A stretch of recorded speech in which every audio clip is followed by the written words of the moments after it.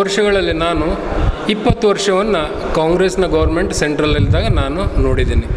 ಆ ಸಂದರ್ಭದಲ್ಲಿ ಕಾಂಗ್ರೆಸ್ ಗೌರ್ಮೆಂಟ್ನಿಂದ ಕೇವಲ ನಾವು ಬೆಳಗ್ಗೆದ್ದು ಪೇಪರ್ ನೋಡಿದಾಗ ಲಂಚಾವತಾರದ ವಿಚಾರಗಳನ್ನು ಬಿಟ್ಟರೆ ಅಭಿವೃದ್ಧಿ ವಿಚಾರ ನಾವು ನೋಡ್ತಾ ಇರಲಿಲ್ಲ. 370 ರದ್ದತಿ ಮಾಡಿದ ಬಳಿಕ ಏನು ಕಾಂಗ್ರೆಸ್ ಗೌರ್ಮೆಂಟ್ನಲ್ಲಿ 370 ಇದ್ದಾಗ ಅಲ್ಲಿ ಕೇವಲ 2 ಮೆಡಿಕಲ್ ಕಾಲೇಜ್ ಇದ್ದು, ಇವತ್ತಲ್ಲಿ 16 ಕಾಲೇಜುಗಳಾಗ್ಯಾವ. ಭಾರತದಲ್ಲಿ ಭ್ರಷ್ಟಾಚಾರ ಆದರೆ ನಮ್ಮ ಭ್ರಷ್ಟಾಚಾರ ತಡಿಲಿಕ್ಕೆ ಇಡೀ ಇದೆ. ಆದರೆ ನಮ್ಮ ಹೊರಗಿನ ದೇಶದಿಂದ ಇವರು ಸಪೋರ್ಟನ್ನು, ನೀವು ಅರವಿಂದ್ ಕೇಜ್ರಿವಾಲ್ ಅವರನ್ನು ಪರಿಶುದ್ಧವಾಗಿ ಕ್ಲೀನ್ ನೀಟಾಗಿ ಭಾಳ ನಾಜೂಕಾಗಿ ಹ್ಯಾಂಡಲ್ ಮಾಡಿ ಅಂತ ಯು ಎಸ್ ಎ ನಮಗೆ ಹೇಳೋ ಅಂಥ ಅವಶ್ಯಕತೆ ಇಲ್ಲ. ಲೋಕಸಭಾ ಸುಮಾರು ಎಲೆಕ್ಷನ್ಗಳಾಗಿ ಚಾಲ್ತಿ ಇದೆ ಸರ್. ನಿನ್ನೆ ಅವರು ಅಮಿತ್ ಶಾ ಅವರು ಲಿಚನ್ ಪಟ್ಟಣದಲ್ಲಿ ಚಾಲನೆ ಕೊಟ್ಟರು. ಅದೇ ರೀತಿ ಧಾರವಾಡದಲ್ಲಿ ಯಾವ ಥರ ನೀವು ತಯಾರಿ ಮಾಡ್ಕೊಂಡು ಸರ್? ಓಕೆ, ನಾನು ಹುಬ್ಬಳ್ಳಿ ಧಾರವಾಡದ ನಾಗರಿಕನಾಗಿ ಹಾಗೂ ಇಲ್ಲಿಯ ಆಯುಷ್ ವೈದ್ಯನಾಗಿ ನಮ್ಮ ಹುಬ್ಬಳ್ಳಿ ಧಾರವಾಡದಲ್ಲಿ ಲೋಕಸಭೆಯ ತಯಾರಿಯನ್ನು ನಾವು ವಿಚಾರ ಮಾಡಿದಾಗ ಭಾರತೀಯ ಜನತಾ ಪಕ್ಷ ಇವತ್ತು ನಾವು ಮುಂಚೂಣಿಯಲ್ಲಿರುವುದನ್ನು ನಾವು ಕಾಣ್ತಾ ಇದ್ದೇವೆ. ಪ್ರತಿಯೊಂದು ಗ್ರಾಮದಲ್ಲಿರಲಿ, ಸಿಟಿಯಲ್ಲಿರಲಿ, ಈ ಒಂದು ಭಾರತೀಯ ಜನತಾ ಪಕ್ಷ ಮೋದಿಜಿಯವರ ಮಾಡಿದಂಥ ಅಭಿವೃದ್ಧಿಯ ಕೆಲಸ ಕಾರ್ಯಗಳು ಹುಬ್ಬಳ್ಳಿ ಧಾರವಾಡದಲ್ಲಿ ನಮ್ಮ ಮಾರ್ಗದರ್ಶಕರು ಹಾಗೂ ನಮ್ಮ ಭಾರತೀಯ ಜನತಾ ಪಕ್ಷದ ಅಭ್ಯರ್ಥಿಯಾದ ಪ್ರಹ್ಲಾದ್ ಜೋಶಿಯವರ ಅಭಿವೃದ್ಧಿಯ ಕಾರ್ಯಗಳು ನಾವು ಭಾಳಷ್ಟು ಇಲ್ಲಿ ಮುಂಚೂಣಿಯಲ್ಲಿ ಪ್ರತಿಯೊಬ್ಬರ ಮನೆ ಮಾತಾಗಿ ಅವರ ದಿನನಿತ್ಯದ ಕಾರ್ಯದಲ್ಲಿ ಅವರಿಗೆ ಅನುಕೂಲವಾಗಿದ್ದನ್ನು ನಾವು ಕೇಳ್ತಾ ಇದ್ದೀವಿ. ಪೇಪರ್ನಲ್ಲಿರ್ಬೋದು, ಮೀಡಿಯಾದಲ್ಲಿರ್ಬೋದು, ಜನರಲ್ಲೇ ಒಬ್ರಿಗೊಬ್ಬರು ಕುಂತು ಮಾತನಾಡೋದನ್ನು ನಾವು ಕಾಣ್ತಾ ಇರ್ಬೋದು. ಈ ಬಿಜೆಪಿ ಭದ್ರಕೋಟೆಯಾದಂಥ ಧಾರವಾಡ ಜಿಲ್ಲೆಯನ್ನು ಇಡಬಹುದು. ಹುಬ್ಬಳ್ಳಿ ಧಾರವಾಡದಲ್ಲಿ 4 ಬಾರಿ ಗೆದ್ದಂತಹ ನಮ್ಮ ಮಾನ್ಯ ಪ್ರಹ್ಲಾದ್ ಜೋಶಿಯವರ ಕೆಲಸ ಕಾರ್ಯಗಳು ಅವರಿಗೆ ಶ್ರೀರಕ್ಷೆ. ಇವತ್ತು ನಾವು ವಿನೋದ್ ಅಸೋಟಿಯವರನ್ನು ಕಾಂಗ್ರೆಸ್ ಪಕ್ಷದ ಕಾರ್ಯಕರ್ತರಾಗಿ ನಾವು ಕೇವಲ ಒಂದು ನವಲ್ಗುಂದ ಮತಕ್ಷೇತ್ರಕ್ಕೆ ಸೀಮಿತ ಅಂತ ನಾವು ಹೇಳ್ಬೋದು. ಸರ್, ಅದೇ ರೀತಿ 10 ವರ್ಷದ ಮೋದಿಯವರ ಆಡಳಿತ ಅಭಿವೃದ್ಧಿ ಆಡಳಿತ ಯಾವ ಥರ? ಓಕೆ, ನೋಡಿ, ನಾನು ವೈದ್ಯಕೀಯ ವೃತ್ತಿಯಲ್ಲಿ 30 ವರ್ಷದಿಂದ ಹುಬ್ಬಳ್ಳಿ ಧಾರವಾಡದಲ್ಲಿ ಇದ್ದೇನೆ.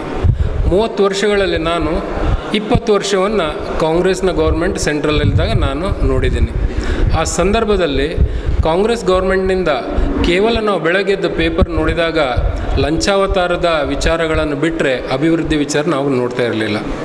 ಇವಾಗ ನಾವು ಕೆಲವೊಂದು ವೈದ್ಯಕೀಯ ವೃತ್ತಿಯಲ್ಲಿ ನಾವು ನೋಡಿದಾಗ ಮೊದಲು ಕಾಂಗ್ರೆಸ್ ಗೌರ್ಮೆಂಟ್ನಲ್ಲಿ 4 ಬೆರಳೆಣಿಕೆಯಷ್ಟು ಏಮ್ಸ್ ಇದ್ದು, ಇವಾಗ ಅದು 3 ಪಟ್ಟು ಹೆಚ್ಚಾಗಿದೆ.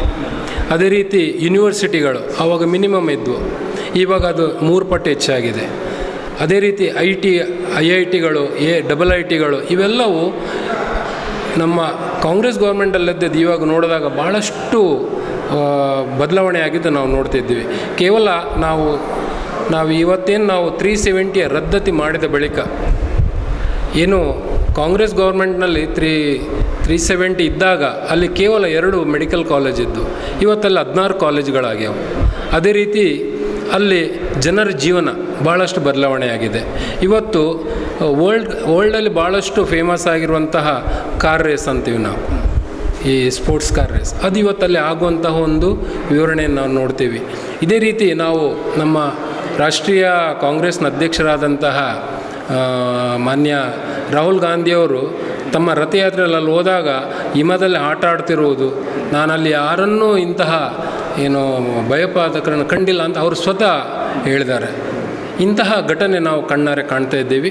ಅದೇ ರೀತಿ ನಾನು ಮೊದಲು ನೋಡ್ತಾ ಇದ್ದೆ, ಹುಬ್ಬಳ್ಳಿಯಿಂದ ಬೆಂಗಳೂರಿಗೆ ಹೋಗಬೇಕಿದ್ರೆ ನಾವು ಕನಿಷ್ಠ 8 ತಾಸು 2 ತಾಸು ಎಕ್ಸ್ಟ್ರಾ ಇಟ್ಕೊಂಡು ನಾವು ಹೋಗ್ಬೇಕಾಗ್ತಿತ್ತು. ಆದರೆ ಇವಾಗ 4-5 ತಾಸಲ್ಲಿ ನಾವು ಬೆಂಗಳೂರನ್ನು ಮುಟ್ಬೋದು. ಅಂತಹ ಸ್ವಚ್ಛ, ಕ್ಲೀನ್, ನೀಟ್ ರಸ್ತೆಯನ್ನು ಮಾಡಿದ್ದಾರೆ. ಅದೇ ರೀತಿ ಹುಬ್ಬಳ್ಳಿಯಿಂದ ಬೆಂಗಳೂರಿಗೆ ಹೋಗಲಿಕ್ಕೆ ಮೊದಲು ಟ್ರೈನ್ ಒಂದೇ ಸಿಂಗಲ್ ರೋಡ್ ಇದ್ದು, ಒಂದು ಗಾಡಿ ಬಂದಾಗ ಇನ್ನೊಂದು ಗಾಡಿ ನಿಲ್ಲುವಂಥ ವ್ಯವಸ್ಥೆ. ಇವತ್ತು ಡಬಲ್ ಲೈನ್ ಮಾಡಿದ್ದಾರೆ, ಅದು ಎಲೆಕ್ಟ್ರಿಫಿಕೇಷನ್ ಆಗಿದೆ.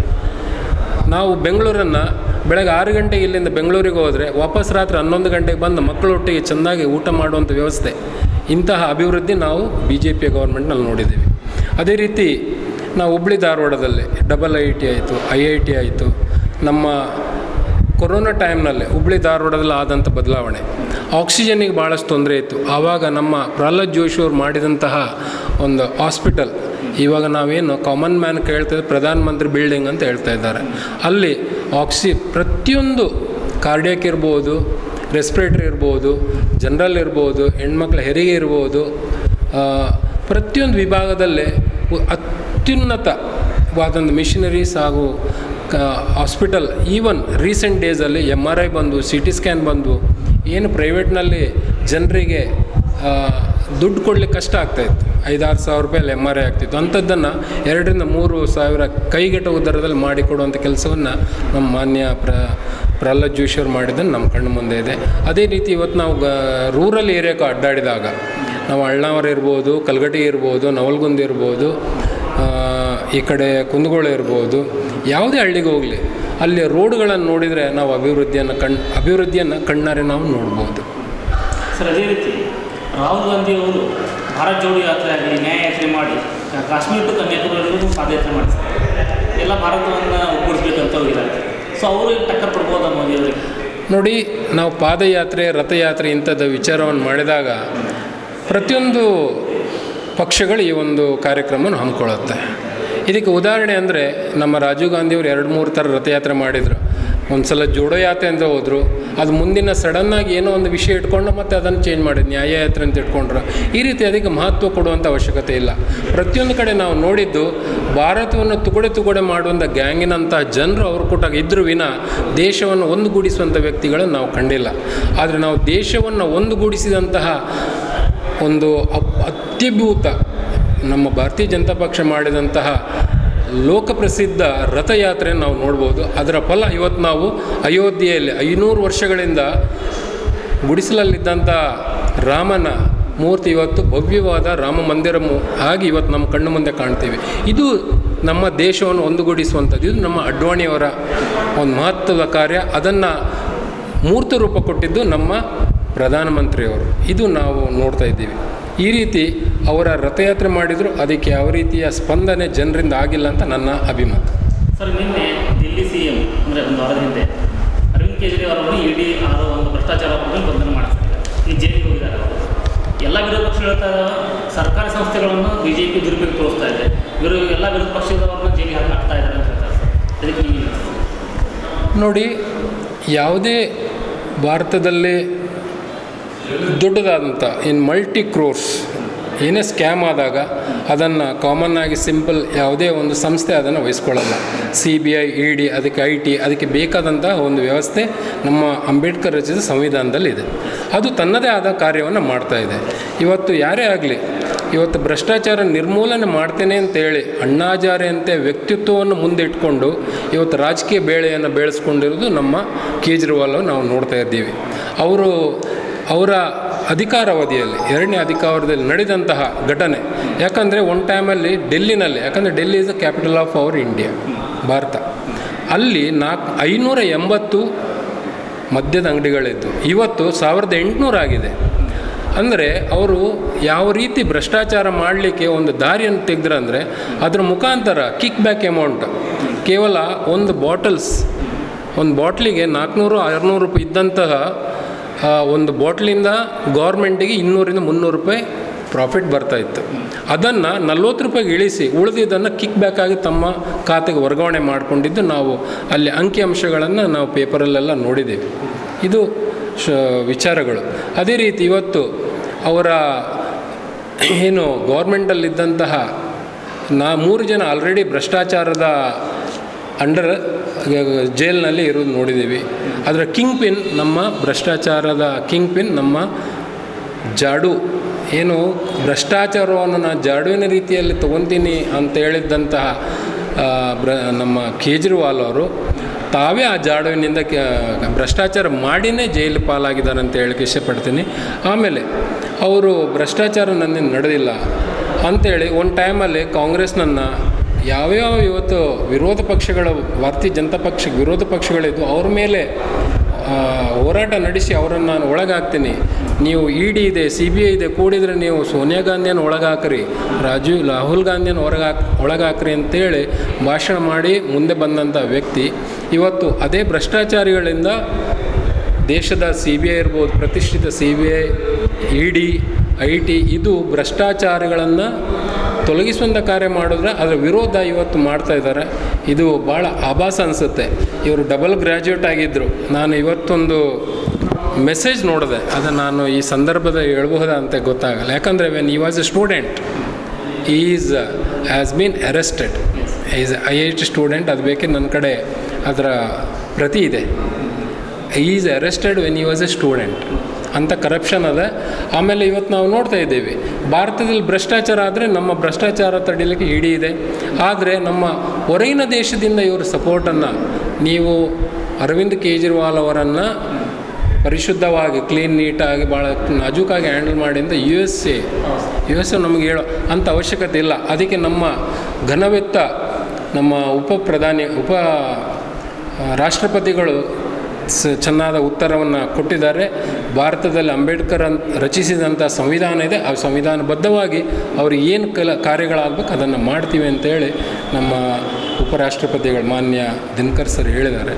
ಈ ರೀತಿ ಯಾರು ಭ್ರಷ್ಟಾಚಾರವನ್ನು ತೊಳಿತೀನಿ ಅಂತ ಹೇಳಿದರು ಅವರು ಇವತ್ತು ಇಂತಹ ಮಾನ್ಯ ಕೇಜ್ರಿವಾಲನ್ನು ಉಳಿಸ್ಬೇಕಂತೇಳಿ ಈ ರಾಮಲೀಲಾ ಮೈದಾನದಲ್ಲಿ ಏನು ಸ್ಲೋಗನ್ ಮಾಡಿದರು, ಅದಕ್ಕೆ ಮೀರಿ ಈ ರೀತಿ ಏನಾದ್ರು ಹೆಚ್ಚು ಕಡಿಮೆ ಆದರೆ ದೇಶ ಒತ್ತಿ ಉರಿತು ಅಂತೇಳಿ ಒಂದು ಸ್ಟೇಟ್ಮೆಂಟನ್ನು ರಾಹುಲ್ ಗಾಂಧಿಯವರು ಕೊಡ್ತಾಯಿದ್ದಾರೆ.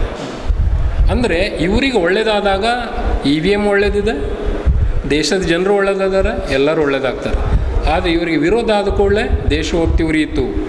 ನಾವು ಇದರ ಎಕ್ಸಾಂಪಲ್ ತೊಗೋಬೋದು. ಲಾಸ್ಟ್ ಟೈಮ್ ನಮ್ಮ ಶಾಹೀನ್ ಬಾಗಿದ್ದು ಎಲ್ಲರಿಗೂ ಕಣ್ಣು ಮುಂದೆ ಇದೆ.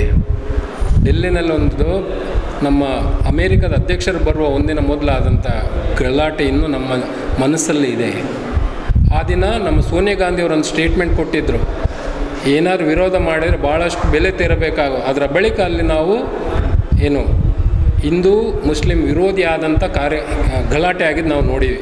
ಈ ರೀತಿ ಪ್ರತಿಯೊಂದಕ್ಕೂ ಈ ದೇಶದಲ್ಲಾಗುವ ಕೋಮುವಾದಕ್ಕೆ, ಕೋಮು ವಿರೋಧಕ್ಕೆ, ಕೋಮು ದಳ್ಳೂರಿಗೆ ಕಾಂಗ್ರೆಸ್ಸೇ ಇದಕ್ಕೆ ಮುಖ್ಯ ಕಾರಣ ಅಂತ ಹೇಳ್ಬೋದು. ಇವತ್ತು ನಾವು ಅವರ ಸ್ಟೇಟ್ಮೆಂಟನ್ನು ನೋಡಿದಾಗ ಮುಂದಿನ ದಿನದಲ್ಲಿ ಭಾರತದಲ್ಲಿ BJP ಅಂತ ಯಾವತ್ತು ನಮ್ಮ ಮಾನ್ಯ ಪ್ರಧಾನಿಯವರು ಯಾವತ್ತು ಅಲ್ಪಸಂಖ್ಯಾತರ ಬಗ್ಗೆ ಒಂದು ಸ್ಟೇಟ್ಮೆಂಟ್ ಕೊಟ್ಟು ತೋರಿಸಿದರೆ ನಾವು ರಾಜಕೀಯ ಸನ್ಯಾಸ ತೊಗೊಳ್ಬೋದು. ಆ ರೀತಿ ಅಂಥ ಪರಿಶುದ್ಧವಾದಂತಹ ರಾಜ್ಯಭಾರವನ್ನು ಕೊಟ್ಟಿದ್ದಾರೆ ನಮ್ಮ ಮಾನ್ಯ ಪ್ರಧಾನಿಗಳು. ಈ ರೀತಿ ವ್ಯವಸ್ಥೆಯನ್ನು ಅತಂತ್ರಗೊಳಿಸುವಂಥ ಭಾರತದ ಪ್ರಜಾಪ್ರಭುತ್ವ ಅಖಂಡತೆಯನ್ನು ನಾವು ತುಂಡರಿಸಿದಂತಹ ಘಟನೆ ನಾವು ಕಾಂಗ್ರೆಸ್ ಗೌರ್ಮೆಂಟಲ್ಲಿ ನಾವು ನೋಡ್ಬೋದು. ಸ್ವಾತಂತ್ರ್ಯ ಸಿಕ್ಕಾಗ ಭಾರತವನ್ನು ವಿಭಜನೆ ಮಾಡಿದರು. 76ರಲ್ಲಿ ಮತ್ತೆ ಭಾರತದ ಅವಿಭಾಜ್ಯ ಅಂಗವಾದ ಕಚ್ಚತ್ತೀವು ದ್ವೀಪವನ್ನು ಇಂದಿರಾ ಗಾಂಧಿಯವರು ಶ್ರೀಲಂಕಾಗೆ ಕೊಟ್ಟಿದ್ದು ನಾವು ಇವತ್ತು ಮುಂಚೂಣಿಯಲ್ಲಿ ಡಿಸ್ಕಷನ್ ಆಗೋದನ್ನು ನೋಡಿದ್ದೀವಿ. ಸರಿ, ಕಾಂಗ್ರೆಸ್ ಹೇಳುತ್ತೆ BJP ಕೋಮುವಾದಿ ಪಕ್ಷ ಆಗ್ತದೆ. ಅದೇ ಥರ ಮೋದಿಯವರು ಹೇಳ್ತಾರೆ 144 ಕೋಟಿ ಜನಸಂಖ್ಯೆ ನಮ್ಮ ಪರಿವಾರ ಜನ ಅಂತ ಹೇಳ್ತಾರೆ. ಏನು ಸರ್ ಈ ಥರ ಅವ್ರು ಹೇಳೋದು, ಮೋದಿಯವರು ಈ ಥರ ಹೇಳೋದು? ಜನರಿಗೆ ಏನು ಹೇಳಿ ಯಾವ ಥರ ಮೆಸೇಜ್ ಪಾಸ್ ಆಗ್ತಾ ಇರುತ್ತೆ? ನೋಡಿ, ಇವತ್ತು ನಾವು ಭಾರತ ದೇಶದಲ್ಲಿ ಮೋದಿಜಿಯವರ ಗ್ಯಾರಂಟಿಯನ್ನು ನಾವು ನೋಡಿದಾಗ ಭಾರತದ 20-30% ಜನಸಂಖ್ಯೆ ಜನ್ಧನ್ ಅಕೌಂಟನ್ನು ಓಪನ್ ಮಾಡಿದ್ದಾರೆ. ಅದರಲ್ಲಿ ಮ್ಯಾಕ್ಸಿಮಮ್ ಪೀಪಲ್ ಅಲ್ಪಸಂಖ್ಯಾತರು ಇದ್ದಾರೆ. ಇದು ಒಂದು ಉದಾಹರಣೆ.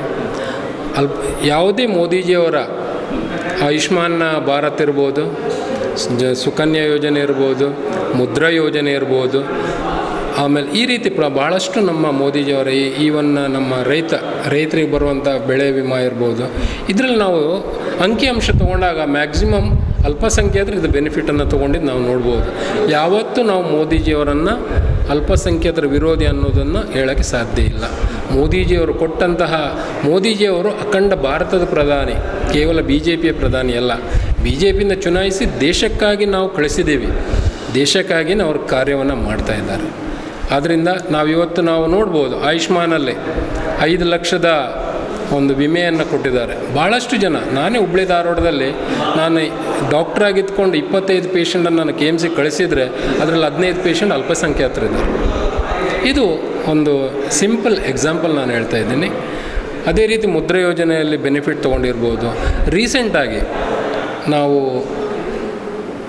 ಕಲ್ಲಕುಸರಿ ಕೆಲಸಗಳ ಒಂದು ಯೋಜನೆಯನ್ನು ಮೋದಿಜಿಯವರು ತಂದರು, PM ವಿಶ್ವಕರ್ಮ ಅಂತೇಳಿ. ಅದರಲ್ಲಿ ಅಪ್ಲಿಕೇಶನ್ ಬಂದದ್ದು ನೋಡಿದರೆ 30% ಅಲ್ಪಸಂಖ್ಯಾತರಿಂದಲೇ ಬಂದದ್ದು. ಈ ರೀತಿ ಇರುವುದ ಅಂಕಿಅಂಶಗಳನ್ನು ನೋಡಿದಾಗ ಮೋದಿಜಿ ಯಾವತ್ತೂ ಯಾವುದೇ ಜಾತಿ ಮತ ಧರ್ಮದ ವಿರುದ್ಧ ಅವರು ಒಂದು ಸೈಡಾಗಿ ರಾಜ್ಯಭಾರವನ್ನು ಮಾಡಿಲ್ಲ. ದೇಶದ 140 ಕೋಟಿ ಯಾವುದೇ ಒಂದು ಅವರ ಭಾಷಣದ ಒಂದು ಕ್ಲಿಪ್ ಅಂತ ತಗೊಳ್ಳಿ, ಅವ್ರು ಯಾವಾಗಲೂ ಮೇರಾ 140 ಪರಿವಾರ್ ಅಂತೇಳಿ ಮಾತನ್ನು ಪ್ರಾರಂಭಿಸ್ತಾರೆ. ಅಂತಿಮವಾಗಿ ಮೋದಿಯವರು ಸ್ಲೋಗನ್ ಕೊಟ್ಟಿದ್ದಾರೆ, ಅಬ್ಕಿ ಬಾರ್ 400 ಪಾರ್. ಅದೇನು ಓವರ್ ಕಾನ್ಫಿಡೆನ್ಸು ಇಲ್ಲ ಖಂಡಿತವಾಗಿ 400 ಪಾರ್ ಆಗುತ್ತೆ? ನೋಡಿ, ನಾನು ನಿನ್ನೆ NDTV ಅವರ ಒಂದು ಕಾರ್ಯಕ್ರಮವನ್ನು ನೋಡ್ತಾ ಇದ್ದೆ, ರಾತ್ರಿ 11 ಗಂಟೆ ಬಿತ್ತರ ಆಯಿತು ಅದು. ಅದರಲ್ಲಿ ಬೆಂಗಳೂರಿನ ಖ್ಯಾತೆಯ ಡಾನ್ ಬಾಸ್ಕೋ ಕಾಲೇಜ್ನಲ್ಲಿ ಆದಂಥ ಕಾರ್ಯಕ್ರಮ. ಬೆಂಗಳೂರಿನ ಖ್ಯಾತ ವ್ಯಕ್ತಿಗಳು ಅದರಲ್ಲಿ ಸ್ಟೇಟ್ಮೆಂಟ್ ಕೊಡ್ತಾಯಿದ್ರು.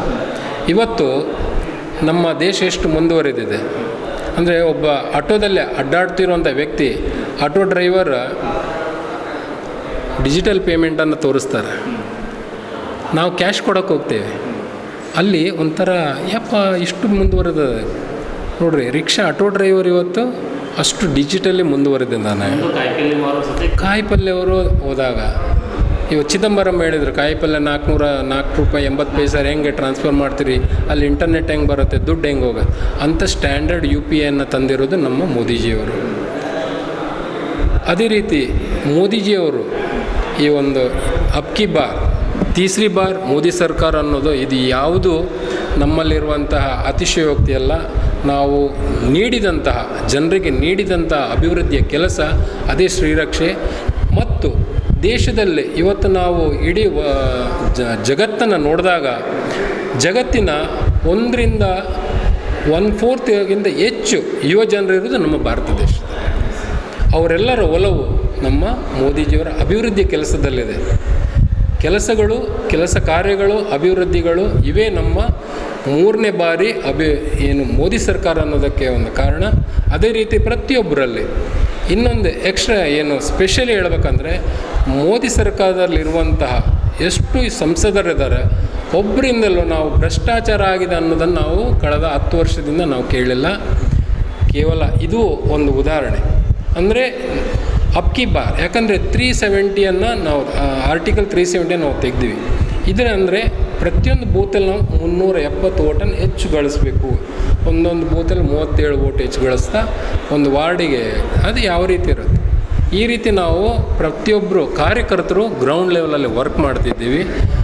ಭಾರತ ದೇಶದ BJPಯ ಕಾರ್ಯಕರ್ತರು ಯಾವಾಗಲೂ ಸೆಂಟ್ರಲಲ್ಲೇ ಏನು ಹೇಳುತ್ತೆ ನಮ್ಮ ಗೌರ್ಮೆಂಟ್ ಆಫ್ ಕರ್ನಾಟಕ ಇಂಡಿಯಾ ಹಾಗೂ ನಮ್ಮ ಹೈಕಮಾಂಡ್ ಅಮಿತ್ ಶಾಜಿ ಇರ್ಬೋದು, ರಾಜನಾಥ್ ಸಿಂಗ್ ಜಿ ಇರ್ಬೋದು, ನಡ್ಡಾ ಅವರು ಇರ್ಬೋದು, ಅವರೇನು ನಮ್ಮ ಕಾರ್ಯಕರ್ತರಿಗೆ ಒಂದು ಘೋಷಣೆಯನ್ನು ಕೊಡ್ತಾರೆ ಅದನ್ನು ಕಟಿಬದ್ಧವಾಗಿ ಮಾಡಲಿಕ್ಕೆ ನಾವು ಗ್ರೌಂಡ್ ಲೆವೆಲಲ್ಲಿ ಕಾರ್ಯಕರ್ತರು ಸದಾ ಸಿದ್ಧವಿದ್ದೀವಿ. ಇದರಿಂದ ನಾವು ನಮ್ಮ ಮೋದಿಜಿಯವರು ಅಗ್ಲಿ ಬಾರ್ 400 ಪಾರ್ ಅನ್ನುವ ಒಂದು ಸ್ಟೇಟ್ಮೆಂಟನ್ನು ಕೊಟ್ಟರೆ ಇದರಲ್ಲಿ ಯಾವುದೇ ಅತಿಶಯೋಕ್ತಿ ಇಲ್ಲ.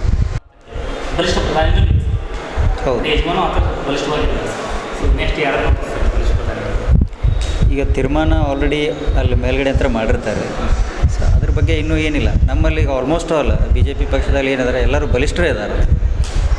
ಸೊ ಅದರಲ್ಲಿ ಬಲಿಷ್ಠರು ಯಾರು ಅಂತಂದು ಅವ್ರು ತೀರ್ಮಾನ ಮಾಡಿ ಅದಕ್ಕೆ ಸೂಕ್ತವಾದ ವ್ಯಕ್ತಿಗೆ ಕೊಡಿಸ್ತಾರೆ. ಮತ್ತು ಮೇಲೆ ಮೋದಿಜಿಯವರು ಇದ್ದಂಗೆ ಅವ್ರಿಗಿಂತನೂ ಬಲಿಷ್ಠನೂ ಇದ್ದಾರೆ, ಅವರಷ್ಟು ಬಲಿಷ್ಠನೂ ಇದ್ದಾರೆ. ಸೊ ಮೋದಿಜಿಯವ್ರ ಕೈಯಾಗಿ ಪಳಗಿದವ್ರು ಅಂದಮೇಲೆ ಆಲ್ಮೋಸ್ಟ್ ಆಲ್ ಎಲ್ಲರೂ ಬಲಿಷ್ಠರಾಗಿರ್ತಾರೆ. ಕೆಲವು ಮಾತು ಕೇಳಿಬಿಡ್ತಾ ಇದ್ದಾರೆ, ಮೋದಿಯವರು ಚೆನ್ನೈಲಿ ಬೆಳೆಬಿಟ್ಟಿದ್ದಾರೆ. ಮೋದಿಯವ್ರ ಸರಲ್ಲಿ ಆಲ್ಮೋಸ್ಟ್ ಆಕಾಂಕ್ಷಿಗಳು ಅಭ್ಯರ್ಥಿಗಳು ಗೆಲ್ತಾ ಇರೋದು, ಅವ್ರ ಸ್ವಂತ ಬರೋದನ್ನ ಗೆಲ್ತಾ ಇಲ್ಲ ಅಂತ ಕೇಳ್ಕೊಳ್ತಾರೆ. ಹಂಗೆ ಅನ್ನೋದೇನು ತಪ್ಪು ರೀ ಅದು. ಯಾಕೆಂತಂದ್ರೆ ಆಲ್ಮೋಸ್ಟ್ ಆಲ್ ಈಗ ಎಲ್ಲ ಕಡೆನೂ ಎಲ್ಲ MPಗಳಾಯಿತು, ನಮ್ಮಲ್ಲಿ BJP ಅವರು ಎಲ್ಲ ಸ್ಟೇಟ್ನಲ್ಲಿ ಏನೇನು BJP ಇದಾವಲ್ಲ ಎಲ್ಲ MLAಗಳು ಆಯಿತು, ಅವರು ಬರ್ತಾರೆ ಅಂತ ಅವ್ರು ಮಾಡ್ತಿರೋಂಥ ಅಭಿವೃದ್ಧಿ ಕಾರ್ಯಗಳನ್ನು ನೋಡಿ ಆಲ್ಮೋಸ್ಟ್ ಆಲ್ ಎಲ್ಲರೂ BJP ಅಥವಾ ಒಲವು ಜಾಸ್ತಿ ಅದ. ಈಗ ಯಾವುದು ಮೋದಿಜಿಯವರು ಬರೀ ಒಂದು ಮೋದಿಜಿ ಒಬ್ಬರು ಎಲ್ಲ ಕಡೆ ಅಡ್ಡಾಡ್ಲಿಕ್ಕೆ ಆಗೋದಿಲ್ಲ. ಮೋದಿಜಿಯವ್ರು ಅಂಡ್ರೆ ಎಲ್ಲರೂ ವರ್ಕ್ ಮಾಡ್ತಾರೆ, ಎಲ್ಲ ಚಲೋ ವರ್ಕ್ ಮಾಡ್ತಾ ಇದ್ದಾರೆ. ಜನಪ್ರಿಯತೆಗೆ ಕಾರಣ ಅವ್ರ ಮಾತು ಒಂದೇ ಮಾತಲ್ಲಿ ಹೇಳ್ಬೇಕಂದ್ರೆ ಅವ್ರ ಮಾತನಾಡೋ ಮಾತು, ಅವ್ರು ಮಾಡ್ತಾ ಇರೋ ಅಭಿವೃದ್ಧಿ ಕೆಲಸ, ಅವರು ಎಲ್ಲರನ್ನೂ ಕೂಡಿಸ್ಕೊಂಡು ಎಲ್ಲ ಸಮಾಜ ಅಥವಾ ಎಲ್ಲ ದೇಶದ ಎಲ್ಲ ಪ್ರತಿಯೊಬ್ಬರು 140 ಕೋಟಿ ಜನರೂ ಅವ್ರದ್ದು ತಮ್ಮದೇ ಆದ ಪರಿವಾರ ಅಂತಂದು ತಿಳ್ಕೊಂಡು ಏನು ಮಾಡ್ತದಲ್ಲ ಅದೇ ಅವ್ರ ಜನಪ್ರಿಯತೆಯ ಕಾರಣ.